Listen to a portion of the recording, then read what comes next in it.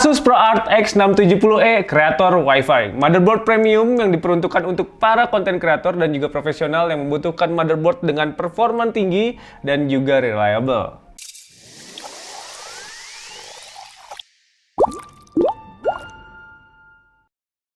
Hai teman-teman, balik lagi sama saya Isyan Sorry dari After Effects Tech. Dan kayak kalian udah lihat, kita kali ini kedatangan satu buah motherboard dari Asus, yaitu Asus ProArt X670E Creator Wi-Fi. Ini motherboard yang cukup keren dan harganya cukup mahal, perlu diingat. Tapi kita bakal review gimana sih motherboard ini dan sebenarnya untuk siapa sih motherboard ini. Dan mungkin di awal kita bakal ngomongin dari segi desain dan juga build quality. Nah, kita buka dulu mungkin motherboardnya.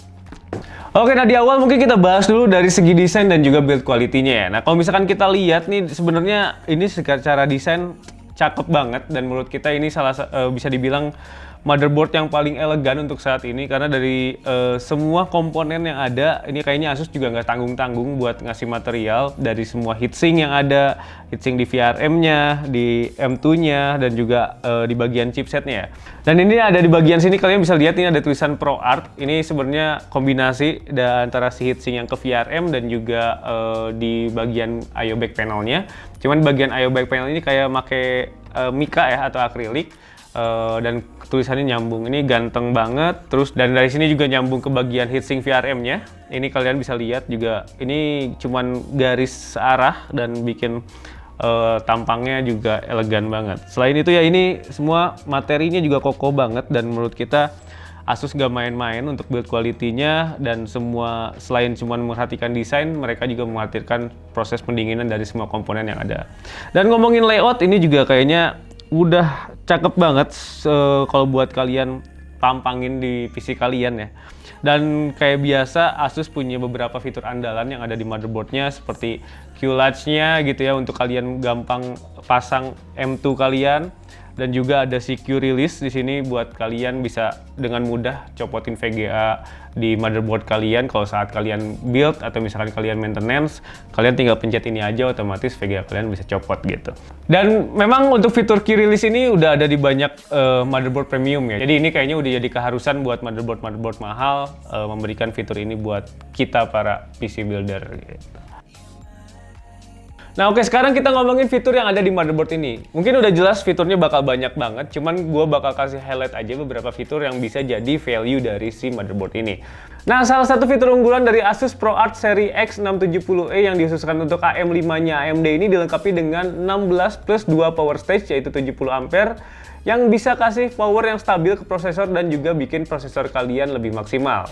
Mobo ini juga punya beberapa fitur unik buat para konten kreator dengan adanya 2 Thunderbolt 4 dan juga 10 GB per second LAN dan satu lagi ada Wi-Fi 6E bawaan. Dengan Thunderbolt 4 ini kalian bisa pakai untuk transfer data up to 40 GB per second bidirectional dan kalian juga bisa pakai sebagai tambahan untuk monitor satu buah 8K monitor, 2 monitor 4K atau bisa kalian gunakan juga untuk eksternal GPU. Nah, sedangkan untuk 10 GB per second LAN ini bisa kalian gunakan sebagai opsi jaringan buat kalian pakai untuk connect ke server atau data eksternal storage kalian. Oke, nah sekarang kita ngomongin ke bagian I/O back panelnya dari motherboard ini ya. Cuman biar enak nih gue turunin dulu.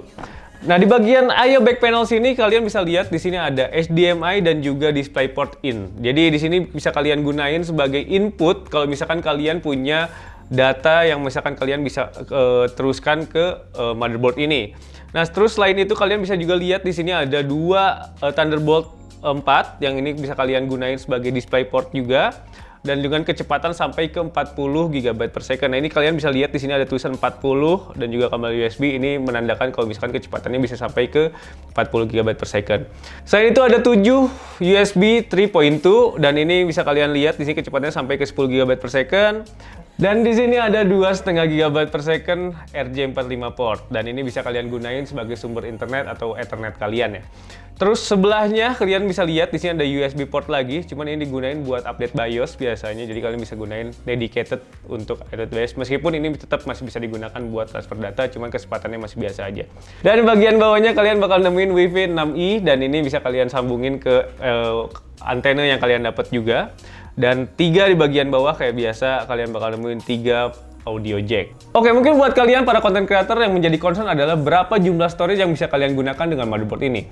Nah, yang pertama kalian bisa dapetin 2 buah NVMe Gen 5 dengan kecepatan sampai ke 16 GB per second dan juga 2 buah NVMe Gen 4 dengan kecepatan sampai 8 GB per second. Cuman memang dua NVMe ini kalian bakal sharing bandwidth dengan port PCIe yang ada di sini. Jadi kalau misalkan kalian pakai slot M2 yang ada di sini, otomatis bandwidth yang dipakai untuk PCIe 2 slot PCIe di bawah ini bakal terbagi. Jadi kalau misalkan ini 16 kali 16 itu bakal turun jadi ke kali 8. Jadi otomatis kecepatannya juga bakal turun buat PCIe slot yang ada di bawah sini. Terus selain itu kalian bakal dapetin 4 buah slot SATA yang bisa kalian gunain untuk SATA storage kalian. Di sini ada 2 dan juga 2 di bagian sini. Oke, dan di bagian sini juga kalian bakal nemuin 1 buah port untuk Type-C dan di sini kalian bisa gunain fast charging. Cuman untuk aktifin fast chargingnya kalian harus pastiin 6 pin power ini dipakai gitu. Jadi kalau dari PSU kalian harus tambahin 6 pin power di sini. Dan untuk di bagian memori atau RAM-nya kalian bakal dapetin 4 DIMM slot dengan maksimal kapasitas di 128 GB DDR5 dengan kecepatan sampai ke 6400 dengan OC. Nah, ngomongin cooling system yang ada di motherboard ini, mungkin kalian bisa lihat kayak udah kita bahas di awal dengan desainnya. Cooling system di bagian sini memang ini udah solid banget ya. Di bagian komponen untuk chipset, di sini semua chipset itu udah heatsinknya juga solid. Untuk di M2 udah jelas ini heatsinknya juga, kalau jadi kalian nggak perlu lagi gunain extra heatsink buat M2 kalian. Nah, Mobo ini punya total 7 header fan yang kalian bisa gunain untuk I/O atau misalkan CPU cooling kalian, dengan total 5 yang bisa kalian gunain untuk casing fan kalian yang udah punya auto detection untuk PWM dan juga DC fan yang didedikasikan untuk membantu menyebar panas dan juga menjaga komponen PC kalian untuk tetap dingin dan menghindari thermal throttling. Oke, nah sekarang kita masuk ke bagian harga dari motherboard ini. Nah, kalau ngomongin harga dari Asus ProArt X670 ini punya harga di sekitar 8 jutaan. Oh my god! Wow! Ini harga 8 juga 8 juta mepet ke 9 juta ya.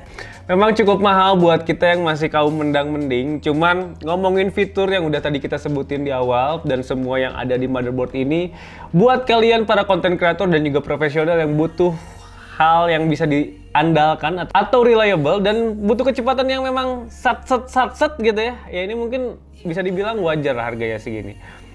Dan mungkin kita bakal bahas lebih lanjut di kesimpulan nih ya. Oke, terus sekarang kita masuk ke kesimpulan ya. Sebenarnya motherboard ini buat siapa sih? Mungkin udah jelas, motherboard ini buat content creator seperti peruntukannya. Cuman content creator yang seperti apa yang butuh motherboard seperti ini? Pertama, mungkin kalian bisa perhatiin apakah kalian pengen build PC untuk basis AMD dengan Ryzen 7000 series. Yang kedua, kalian perlu port storage yang banyak dan juga cepat dan juga perlu Thunderbolt 4. Nah, dengan 2 poin tadi, Asus ProArt X670 Creator Wi-Fi ini adalah salah satu motherboard yang cocok buat kalian para content creator yang perlu Thunderbolt 4. Nah, mungkin salah satu faktor utama yang bikin motherboard ini mahal udah jelas DDR5. Nah, DDR5 sampai sekarang harganya masih mahal karena jumlah barang yang masuk di Indonesia terutama itu masih sedikit dan jenis RAM-nya pun masih belum begitu banyak variasinya dibanding DDR4.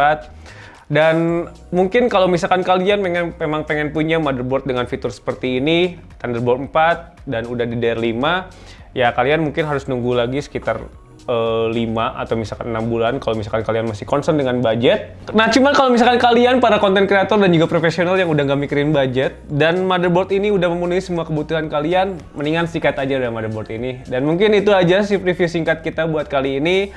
Oke, nah cuman kalau misalkan ngomongin performance dari motherboard ini, kita bakal review dengan coba build dari motherboard ini dan sebagai gambaran, tapi kalian gak usah ekspektasi kalau misalkan motherboard ini bakal dapetin performance yang lebih tinggi dibanding Gamer Edition, karena pengalaman kita untuk motherboard Creator Edition dan juga Gaming Edition itu hampir sama aja karena chipsetnya pun sama.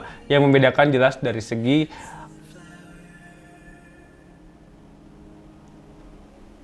konektivitas yang ada di motherboard ini. Oke, gitu aja. Makasih. Bye-bye.